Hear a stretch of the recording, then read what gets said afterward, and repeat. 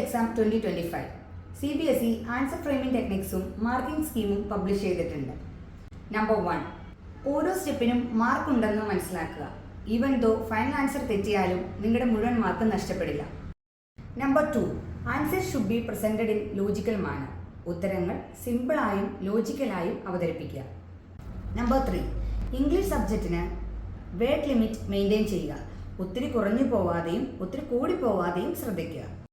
Number 4, ഡയഗ്രാംസിനും flow ചാർട്ടിനും പ്രത്യേക mark ഉണ്ടായിരിക്കുന്നതാണ്.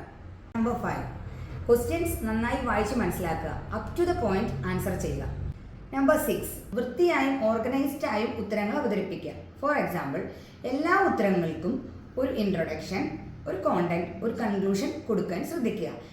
എല്ലാ മെയിൻ കോണ്ടന്റും പോയിന്റ്സ് ആയി അവതരിപ്പിക്കാൻ ശ്രദ്ധിക്കണം. നമ്പർ 7, ഏറ്റവും ശ്രദ്ധിക്കേണ്ട കാര്യം മാർക്കിനനുസരിച്ച് ടൈം അലോക്കേറ്റ് ചെയ്യാൻ ശ്രദ്ധിക്കണം.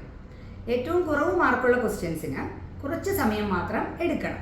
നമ്പർ 8, മാക്സിമം സാമ്പിൾ പേപ്പേഴ്സ് ചെയ്ത് നോക്കുക. So that you will get more confidence. All the very best, dear students.